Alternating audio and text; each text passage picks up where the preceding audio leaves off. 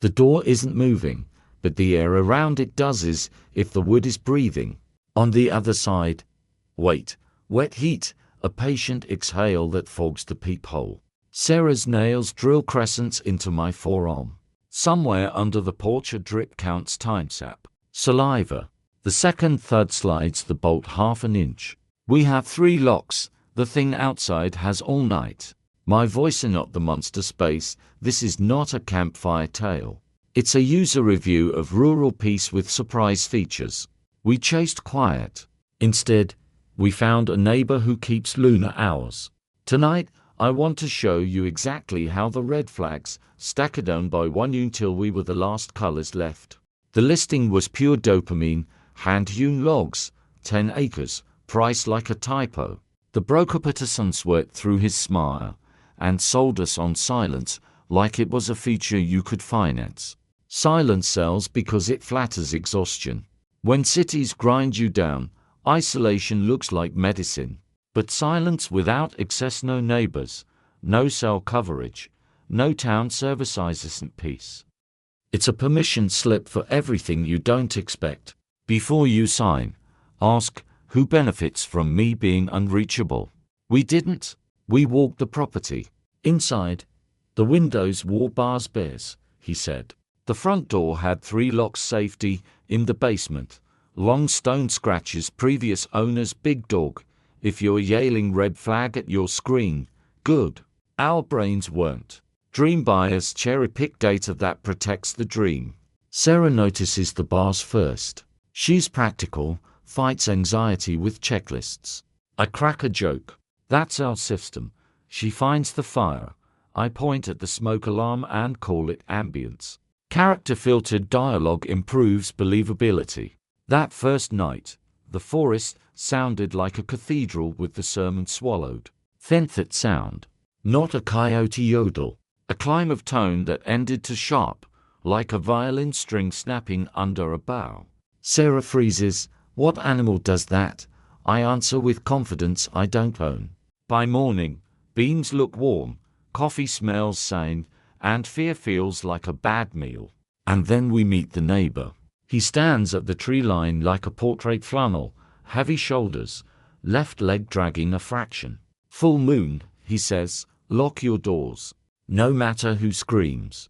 It's not the words, it's the eye contact. There's an intimacy to warnings that don't blink. We laugh in the kitchen because laughter postpones treatment. But that night, extra locks feel less like theater and more like instructions. Here's where horror overlaps real life, pattern recognition versus rationalization. You get 3 anomalies: bars, gouges, a neighbor who times his advice by lunar cycles and still choose the mortgage over the message. Optimism is a survival strategy until it isn't. Morning made a sales pitch the night could never match. Pines in a slow sway, sun freckling the porch boards, birds trying out melodies like they'd overslept. If fear was a bruise, daylight pressed it and said, see, barely hurts. We ate on the steps anyway, because hunger and denial are cousins. Sarah kept glancing toward the tree line, counting, measuring.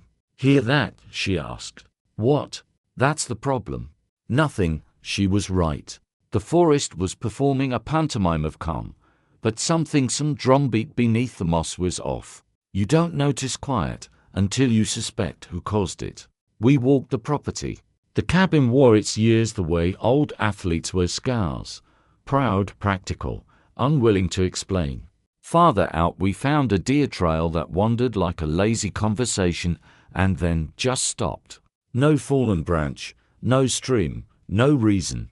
It ended the way a sentence does when the speaker sees something over your shoulder. Maybe rockfall, I offered. There's no rockfall, Sarah said, already crouching, already tracking. She touched the earth the way you'd check a sleeping child's temperature, back of the hand, reluctant, tender. Something heavy came through. Then it didn't need the trail anymore. We collected other oddities like they were seashells. A trunk with the bark shaved off in a clean belt 2 feet higher than any deer's curiosity. A sapling folded in half and pinned beneath a stone, as if a giant hand had absent-mindedly pressed it there during a phone call. In a little bowl of ferns we found knucklebones deer, by the size split clean for marrow, not gnawed, broken. I tried to invent explanations. Poachers, I said, or some backwoods butcher doing his prep outdoors. The word sounded fake in the air, a rehearsal for a lie we hadn't needed yet. We were almost back to the porch when I felt it, that pressure on the skin, the aftertick of eyes. It wasn't the heat clouds had softened the noon. It was the sense that our bodies had appeared on an inventory somewhere and a pencil had circled us. Sarah stopped too. She didn't point. If I stare, it won't blink, she whispered, as if that were a spell. We didn't run. We didn't even hurry. We practiced the choreography Prey learns from cartoons. Move like nothing's wrong. Make a lot of noise with your feet. Look small, look boring. Look like the meat with the most problems. Inside, we locked the top lock without mentioning it. Then the middle. Then the bolt that telescoped into the frame like an iron tongue. The afternoon crawled. I tried a repair on a loose cabinet hinge, then another. The metal whined and announced every quarter turn. Sarah read the water heater tag like it might contain a secret clause. In case of lunar events, do X. Maybe the neighbor really was just warning us about hikers, I said. My chair sounded like a party balloon someone had let go of by accident and was now smacking around the ceiling. Right, she said, closing the manual. Hikers who slash tires and stage theatrical breathing at 2 in the morning. We lasted until dusk. The forest held its breath again. And this time I heard the absence the way a pilot hears an engine go smooth to smooth. Every living thing had slid into some agreed-upon stillness. Whatever patrolled these trees wasn't new. It was scheduled. We ate at the little table with our coats still on, as if ready to go. Attire could solve what locks could not. When the sky turned bruise purple, the window glass cooled and remembered last night. So did we. Somewhere beyond the porch, a wet pup, like sinew pulled from bone. The sound was small, private, and so confident we felt rude for overhearing it. Back door, Sarah mouthed. We didn't turn on lamps. We didn't break the moment with electricity. We sat in the dark with the faintest ember in the hearth and tried to taste the air for what it was hiding. Pine, resin, old ash. Beneath it, metallic and damp color your tongue imagines when you say blood. We didn't sleep. Not really. We performed sleep in shifts, eyes closed while the brain wore boots. Morning arrived like a truce, unsigned. We promised ourselves we'd do something. That's the hardest part about fear, there's no checkout aisle. You have to make one. Town, I said. Together, she said. Roads long, I said. Then we're longer, she answered, and I loved her for the lie. Town was 6 miles of dirt pretending to be a road. We didn't go yet. Clouds had moved in like a ceiling, lowering by degrees. Tomorrow, we said. After coffee. After we inventory the pantry. After anything that isn't now. At sundown, we did the math and found it too tidy. Neighbor with the limp plus calendar plus. Scent we could name, but didn't want to tonight would not be quiet. We prepared like amateurs who'd seen professionals on TV. Furniture dragged. A dresser rotated to jam against the back door. Books poured and stacked. Not because paper could stop a body, but because our hands needed to demonstrate allegiance to survival. I taped a kitchen knife to a broom handle and immediately regretted inventing a spear with the aerodynamics of a wind chime. Sarah looped belts through the interior bars and tied knots so slip-proof they looked nautical. We didn't say werewolf. We didn't say man. We said if and when and listen. Moonrise found us sitting on the floor by the hearth. We left the fire at a whisper. Light attracts what already knows where you live. The first sound was the same melody from our first night, but tonight it came with a tempo. It started low cello string Lothan rose until the window panes vibrated in sympathy. The call wasn't to us. That would have been a waste. It was to itself, to its bones. to whatever it prayed to when it wanted permission. "Don't move," I said, as if movement were a crime you could be ticketed for. Footfalls adopted the cadence of a surveyor. A slow circle. Leaves crushed, twigs negotiated. A pause at each corner like it was testing for weak mortar. Once, something heavy shifted on the porch and the plank complained. That was when I heard the breathing the way you hear the ocean in a shell. Damp. Close. We had 3 locks. It had time. A slide, something sharp taking notes across the oak. The sound knifed the length of the door and kept going, a ruler drawing a straight line on our nerves. A drop hit wood. Then another. The smell wrote the label for us, iron. I stood because hitting felt like praying and I needed to feel like math. If it wants in, nothing we've done matters, I whispered. So our job is to make wanting in look expensive. Sarah nodded without looking at me. No matter who screams, she said, repeating the neighbor's advice and hating herself for respecting it. The claw came back a second time, higher, slower, a signature no one asked for. Somewhere inside the walls, a mouse ear, maybe a nail expanding, made a tiny sound, and I wanted to apologize to it for the noise we were about to bring to its house. Minutes elongated. The thing outside tried different weights of silence like a musician trying picks. When it finally stepped off the porch, we didn't relax. We committed that exact sound to memory, because anything that leaves can return. We didn't sleep. We did the performance of a tone person closes their eyes while the other counts to 300, but the body kept flinching like a horse swatting flies. Dawn didn't dissolve the scratches. The grooves caught the new light and turned it thin and mean. 3 neat trenches, the wood around them faintly blackened like heat had kissed it. We opened the peephole, then closed it. The little circle of the outside world felt obscene. We drew up an actual list: food, batteries, map, sheriff. We didn't write truth on the paper. That would have made it official. We chose coffee over breakfast. Hunger is a luxury. Adrenaline pays your bills for you. I checked my phone again out of habit. Bars, none. The irony stung her. Bars, just not the kind that called help. Town, Sarah said. And this time it wasn't a question dressed as a plan. We packed light because that's what denial does. You call it quick trip, as if urgency were a style of errand. We stepped onto the porch and froze. A smear dark, sticky where something with patience had pressed its chest or its palm.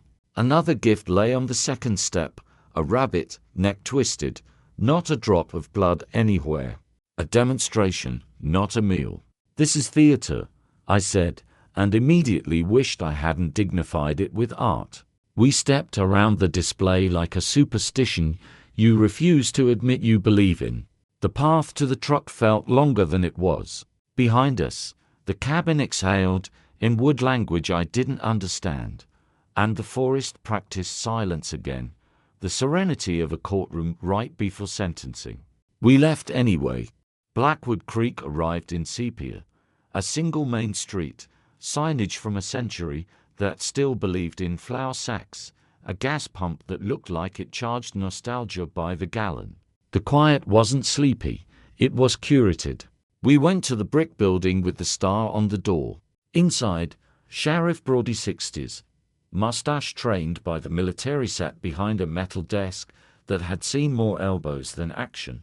He listened like a wall does, politely, without absorbing. "Old Miller Place," he said at last, not a question. The way you'd identify a stray dog by the notch in its ear. We edited our truth to make it swallowable.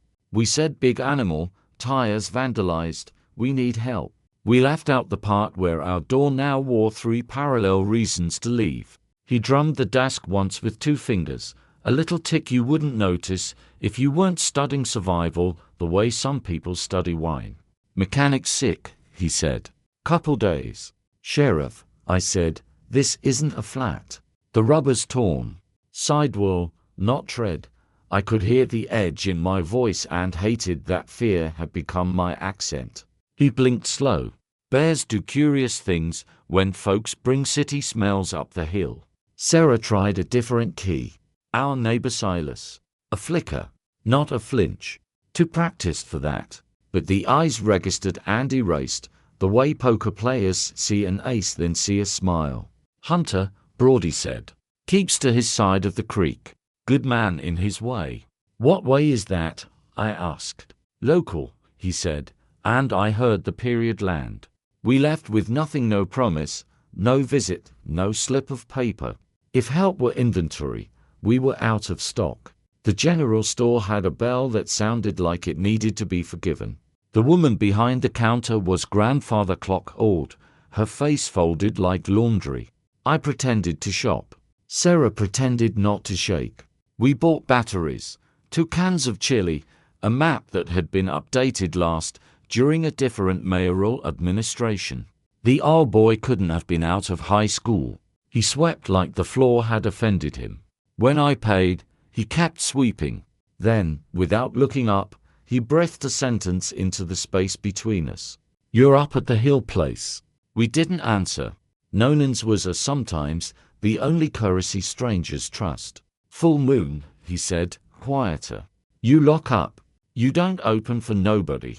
The broom whisper stopped. He lifted his eyes like he was borrowing them. Fear and kindness wrestled there, me the winning. Who? I asked. A word that held every other word behind it. I didn't say names, he said, and his grandmother's posture in the mirror behind the counter went iron straight. He glanced at the windows, then back to the broom like it could testify against him. We stay out of the woods. They stay out of town. Been like that since a while. Deals don't live on paper out here. They live in how long somebody holds your gaze. We aren't part of that deal, Sarah said, so soft I almost missed it. The boy's jaw flexed like he was biting off part of a life. You are if you're up there. We left with the bags buzzing in our hands, like plastic could carry static or sin. On the sidewalk, townspeople did the politest version of staring. They looked through us, quick and clean, like we were a medical show they couldn't stomach but wouldn't turn off. I saw pity once in a window's reflection, then something duller acceptance, as if the weather had finally done what the calendar said it would. We walked to the truck with our bag of little hopes and found our first big one dead. The rear tire on the driver's side had a mouth now. Torn, not cut. Ragged edges like something impatient had opened a present. I ran around and found the twin on the passenger side wearing the same grin. This happened last night, I said. While it was at the door. Sarah didn't answer. She didn't need to. The math did it for her. The road was long. The daylight was shorter than we needed. We went back inside the store because embarrassment is cheaper than death. Phone, I asked the old woman. The word felt like begging. No long distance, she said, and returned to her ledger, a book that probably recorded who owed who and who owed what. We went outside again because there are only so many times you can be dismissed before the room starts to shrink. The boy had followed us out with a roll of tape he pretended to need to deliver to the icebox. He dropped it. When he bent to pick it up, he spoke to the ground. South Fire Road, he said. Hiking bridge washed out. But you can cross on foot if you stay low. There's a logging road to the highway if you follow the cat. Maps don't show that, I said. Not the maps you can buy, he said. The grandmother called from inside, a name that might have been his if it was scolded enough. He went back to the broom. We stood in the soft light of a town that had decided long ago that the moon was someone else's problem and that someone else kept moving in on purpose. On the drivable part of the way home, we didn't talk. On the walkable part, we did. We can pack, Sarah said. We can carry what we need and take the fire road at dusk. Keep to the shadows. We don't know if it keeps to a calendar, I said. It keeps to us, she said, and fear finally admitted it was love in different clothes. Back at the cabin, the porch looked like a stage set after the audience left. On the mat nothing that was worse. The absence hummed. We went inside and shut the door and locked the locks, and practiced breathing that didn't sound like panic writing its name across our lungs. Night wasn't here yet, but it had RSVP'd. You don't notice how loyal you are to the idea of exit until someone edits it out of your day. We inventoried what mobility we had left and came up with feet. 6 miles to the highway if we stayed on the dirt. 20 across the woods if we cut diagonal and didn't panic or bleed. We staged the cabin the way you stage an argumentative thing we'd need ready where we could reach it without redeciding. Backpack with water, 2 knives, first aid, matches in a jar, compass, the map that didn't tell the truth. We added Mary Miller's diary even though we hadn't met her yet because some stories have already started before you notice you're in them. Daylight, I said. We go now. Together, Sarah said. I looked at the windows, at the bars, at the gouges on the front door that had somehow turned into teeth marks every time I looked away. If it's watching the road, I said, one of us has a better chance. I hated the thought and said it anyway. If the other stays, locks up, refuses every noise, we at least split the target, she finished. She hated me back and loved me enough to nod. We packed signals into our plan like beads. 3 knocks meant me. Anything else meant never. We practiced the knocks once, and I wanted to rip the door off its hinges for making sounds like that in our house. I left by the back because it felt like respect, and also because the back door was uglier and seemed less likely to be watched. Sarah held the axe like it was the last line from a poem, and then shut the door. Our knocks lived in the wood now. The rest of me lived on the road. Every tree on that walk tried on shapes it shouldn't. A stump that insisted on being a crouch. A tangle of roots that arranged itself into the idea of a hand until the sun moved and admitted the trick. The mind collects every myth it has ever enjoyed and holds auditions. 2 miles in, thirst presented itself like it had an appointment. 3 miles in, fear got bored of the same pace and made me accelerate. At 4, I heard the forest throw a pebble at itself, snap, pulse, snape, and realized something had matched my cadence, and then full and quiet when I did. I thought of Sarah's face when she closed the door. It wasn't fear. It was math doing triage. If I didn't bring help, she'd have to invent her own. Blackwood Creek arrived like it believed in me, as little as I believed in it. I did my round, sheriff. Store any door with a phone behind it, and came away with nothing but the shape of the hole we'd been shoved toward. The walk home was a courtroom where the closing arguments were howls I couldn't hear yet but could already imagine. The sky dressed for evening. My breath got loud. I heard something behind me take a breath with me. I didn't run. I ran. Branches wrote proof on my forearms. A ditch introduced my ankle to a new shape. I lay there and listened to the trees count. Footfalls stopped at the rim above me. The breathing was both high and low, like a choir made of one throat.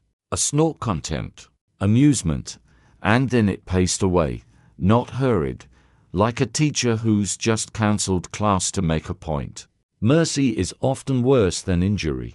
It tells you your opponent has time. By the time I limped into our clearing, my heart had learned a new tempo. I knocked our knocks. The door answered our answer. Sarah's for Sareleaf. Then the kind of anger love wears when it wants to lecture you before you die. Tomorrow, I said, and the word was wrong in every tense. Tomorrow the highway. She shook her head. Tonight the house. What changed? She held up a leather-bound book, dust slinging off it like spores. Mary Miller left us a voice. And a warning. And that is how people decide to turn a home into a trap, not because they believe it will work, but because it's the last verb the room will let them conjugate. Fear ages fast. By morning, we looked a decade older. Sunlight through the barred windows didn't feel like safety, felt like surveillance with better lighting. We debated running again, even knowing the tires were ribbons and the town had already closed the book on us. The conversation went in loops until we landed on the only verb left, fortify. We turned the living room into a carpentry class. Furniture migrated toward the doors. Every hammer swing echoed like a question we'd answer later. Sarah found plywood panels stacked behind the water heater bear-proofing the realtor had claimed. We decided to trust their thickness more than his words. Each nail was both a confession and a prayer. Every time I drove one home, I told myself, this will hold.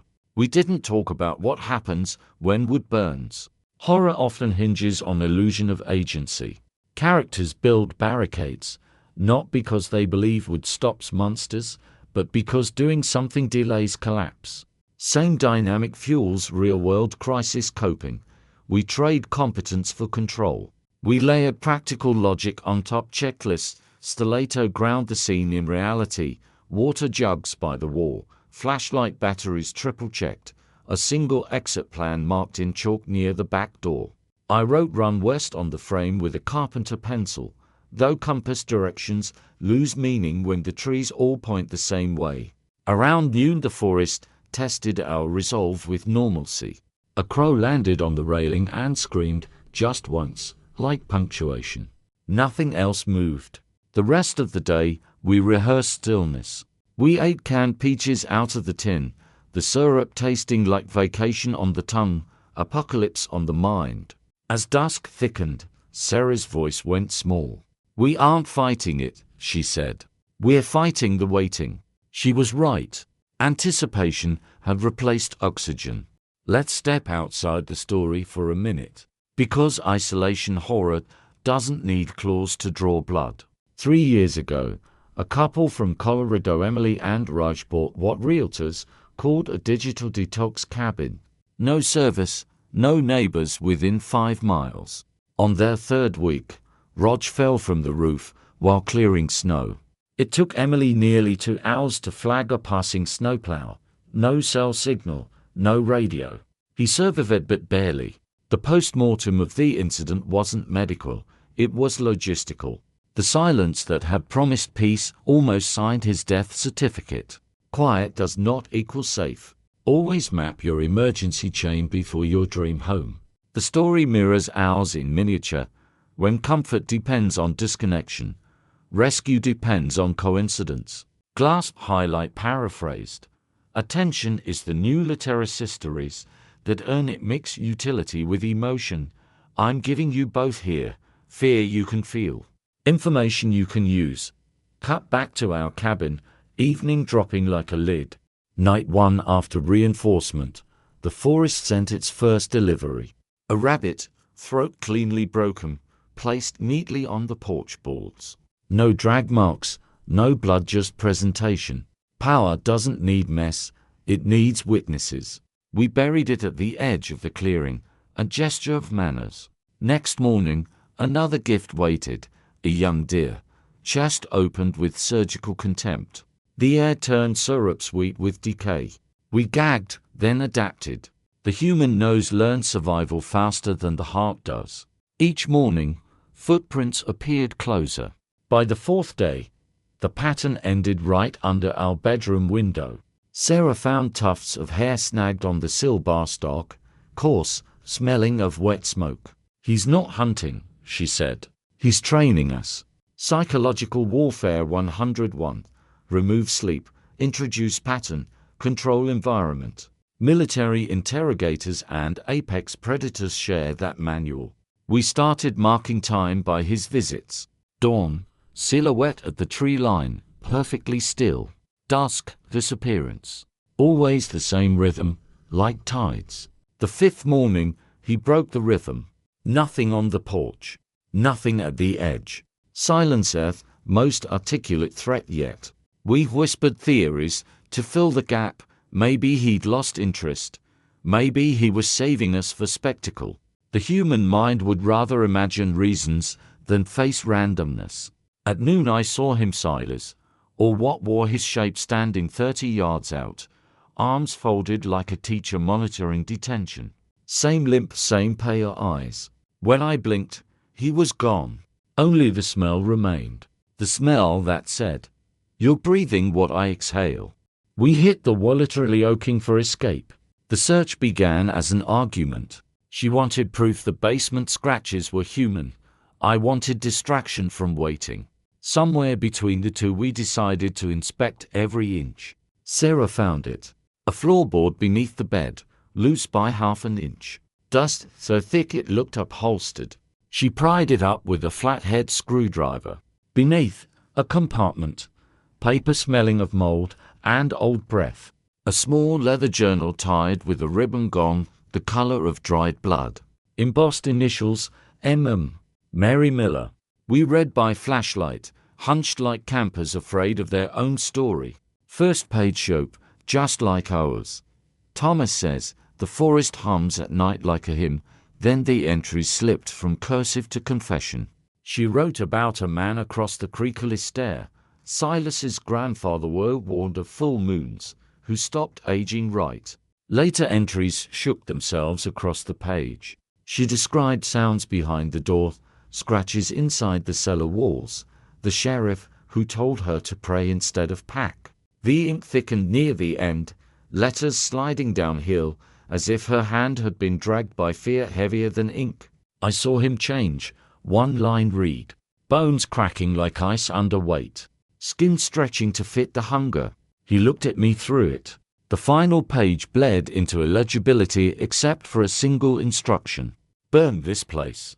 Don't let it feed again. We stared at those words until the flashlight dimmed. In storytelling craft, documents within documents act as accelerants. They confirm the world's rules without exposition. Mary's diary does exactly that. It compresses decades of denial into proof. For us, it lit a new emotion, anger. Terror with homework. We copied the useful parts moon cycles. The description of oil lamps she'd stockpiled. The note about kerosene cans in the basement. There were 4, still half full, survivors of her last attempt. She warned us, Sarah said. Then we should listen, I said.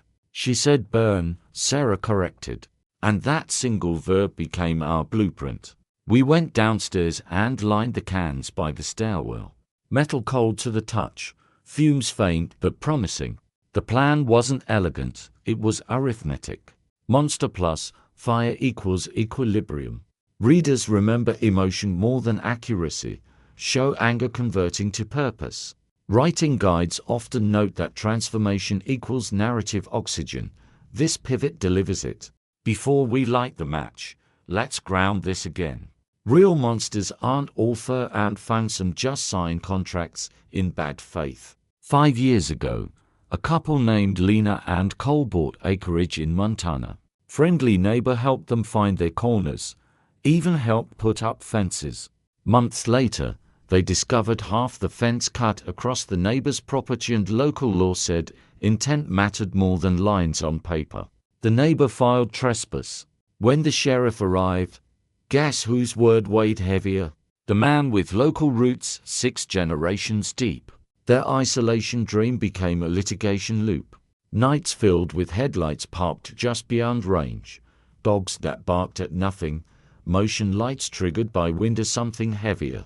It never escalated to claws, but the psychology was the same. Someone decided your safety was negotiable. Boundaries aren't fence, they are agreements. Make sure you know who's agreed. In horror writing, believable fear usually starts with paperwork. The fine print is where the supernatural sneaks in. Clasp note. Good storytellers layer the practical with the primal contracts beside curses. Cut back to our cabin. Paperwork long burned, agreements long broken. I told Sarah I'd go again. She didn't fight it. She just said, if you see dawn, you keep walking. Moonless night, air heavy with damp pine. I left through the window we'd pried loose 2 days earlier. The world outside smelled of moss and unfinished rain. For an hour it worked. Footsteps careful, compass steady, my heartbeat pretending to be distant thunder. Then the woods began talking back. A stick broke, not under my boot, but behind it. Silence. Then another, closer. The sound had patience, like a question repeated until you answer wrong. I turned and saw movement, a shadow unhooking itself from other shadows. Not running, not stalking Gakampengi. That's when logic failed. No flashlight beam, no quick sprint. Just the realization that whatever was there didn't need speed, it already had time. I ran anyway. Branches clawed my face, roots yanked at my boots. I crashed through brush, tripped into a dry creek bed. My ankle twisted with a noise like a wet rope snapping. The footsteps stopped at the rim above me. Breathing followed, deep and deliberate like bellows dragging smoke through a forge. I could see nothing, but smell everything, wet fur, soil, and the metallic tang of anticipation. It didn't pounce. It just exhaled one sigh that sounded almost disappointed and receded. Mercy, again. Or maybe seasoning. I crawled home by dawn, crawling past the stump that used to be our welcome mat. Sarah opened the door before I could knock the code. She didn't cry, didn't yell. She just helped me inside and whispered, "He let you come back." And that was worse than dying. In screenwriting terms, this is the false defeat midpoint drop before the final rally. Horror thrives on letting its prey believe they're beneath notice. It's cruelty by hierarchy. We understood now. Escape wasn't a direction. It was permission. 3 days passed, giftless. No carcasses, no footsteps. The stillness was new and somehow heavier. "He's resting," Sarah said. "Or waiting," I said. Both were correct. We read Mary's last pages again, tracing each loop of ink as if repetition might conjure courage. The word burn pulsed in my head like a drumbeat. So we built our own ritual. From the basement, for kerosene cans, to paint thinners, a roll of old rags. We prepared bottles with cloth, Wixty firebombs built by despair, and tutorials half remembered from the internet. The cabin smelled like a gas station on Judgment Day.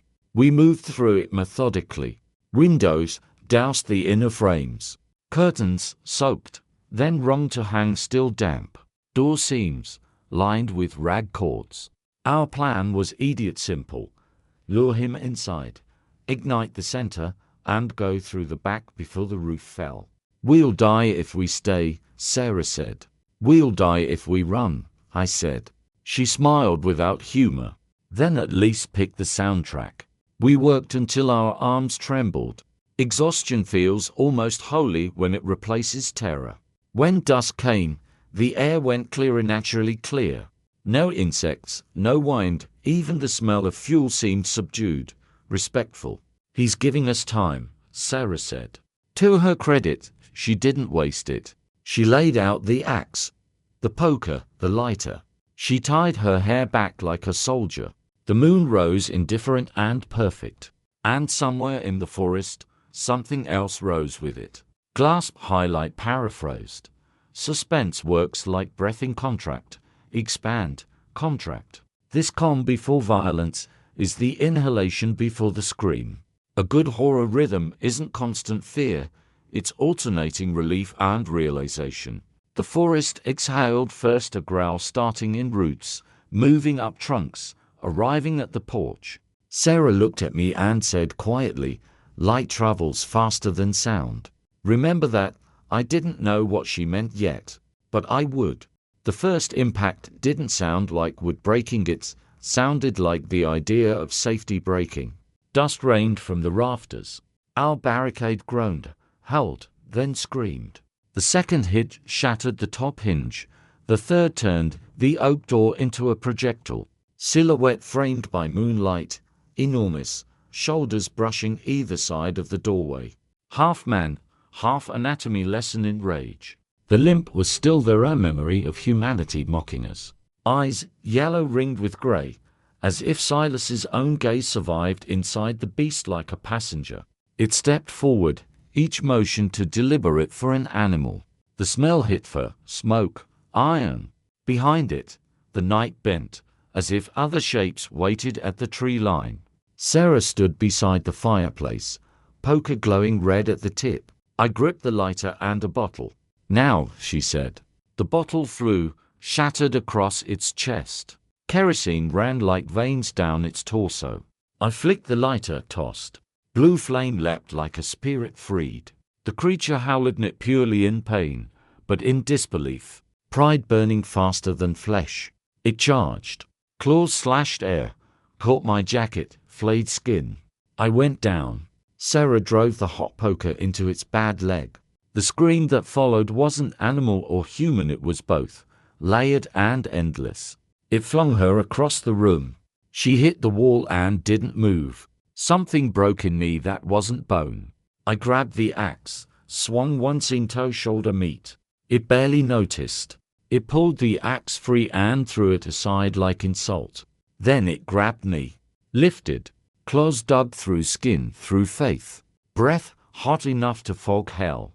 Our eyes Memphis gray buried inside the gold. For a second, recognition. I saw the man who had said, "Lock your doors," then it was gone. Behind him, Sarah, rising, blood streaking her temple, lighter in hand. Our eyes locked.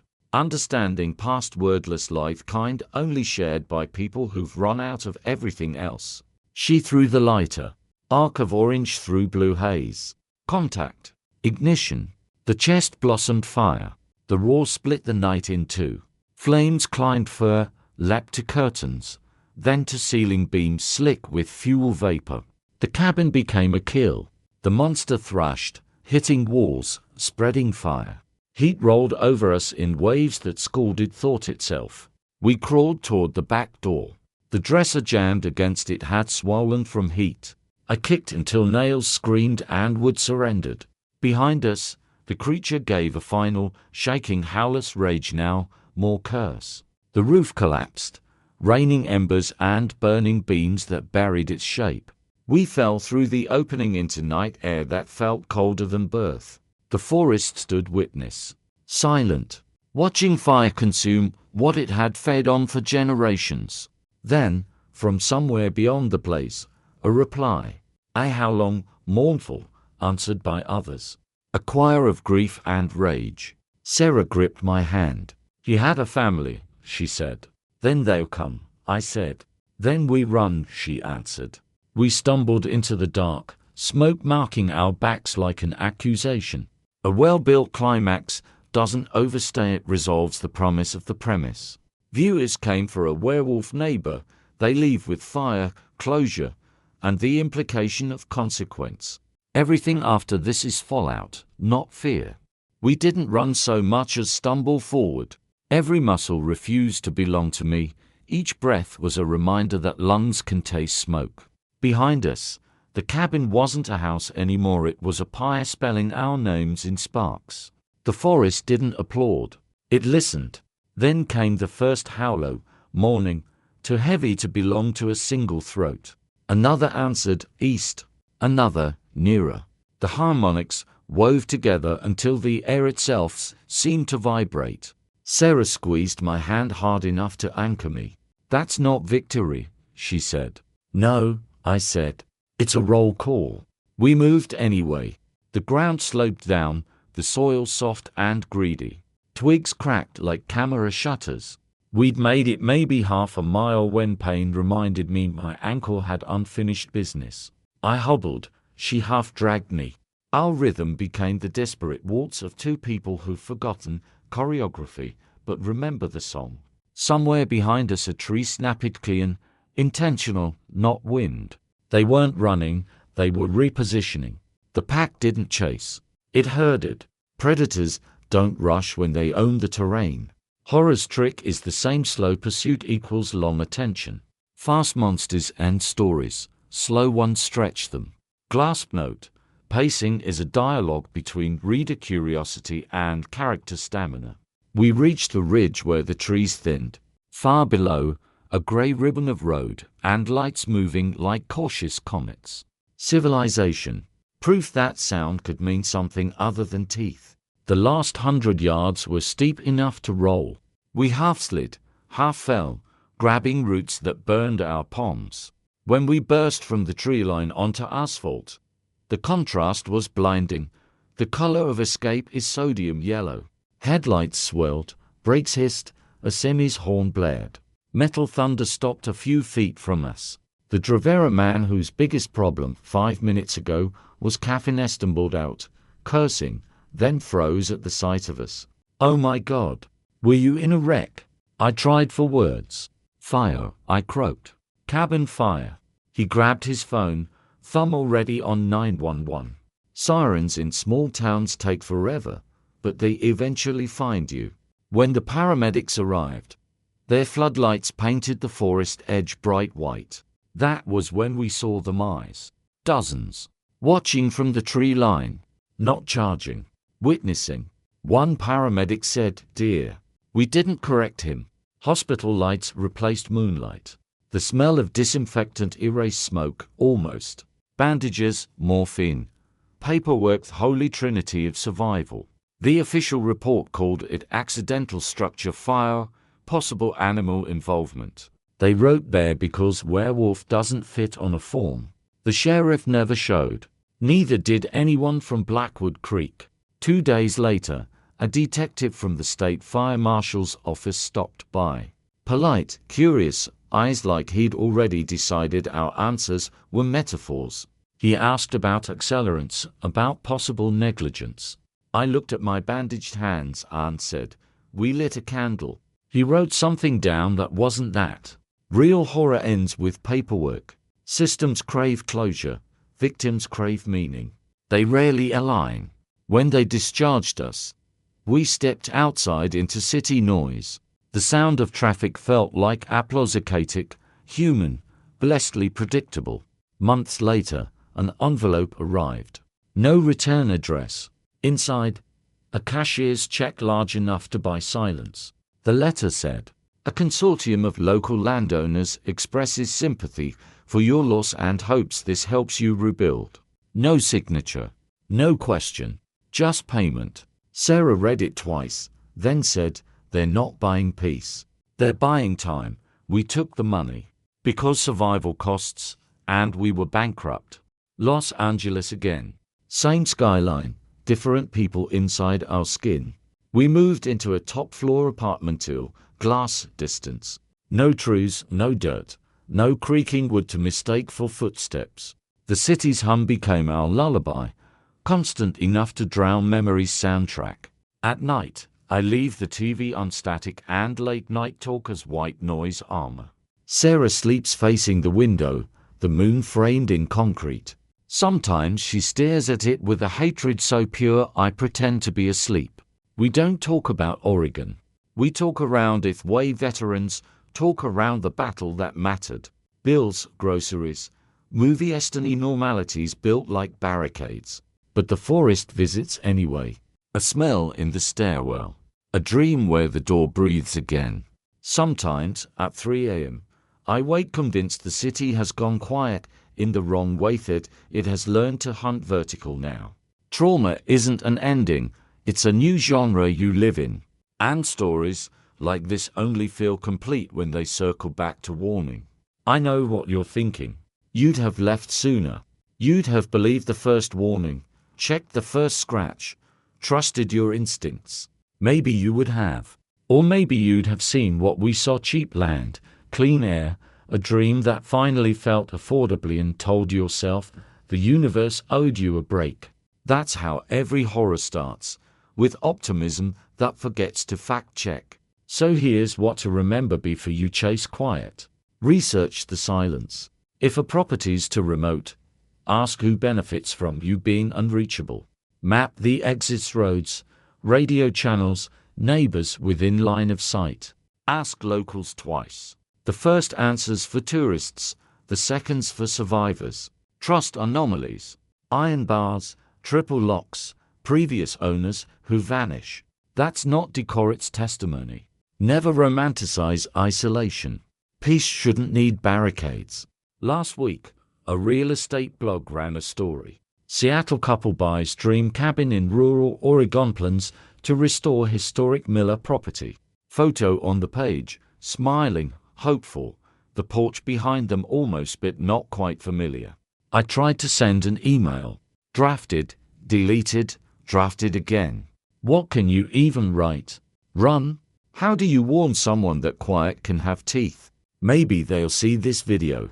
Maybe they'll hear the part where I say, If the night ever goes still enough that you hear your own heart louder than the wind, lock the door, turn on the noise, and don't answer the voice outside, even if it sounds like help, because help doesn't knock in rhythm with your fear.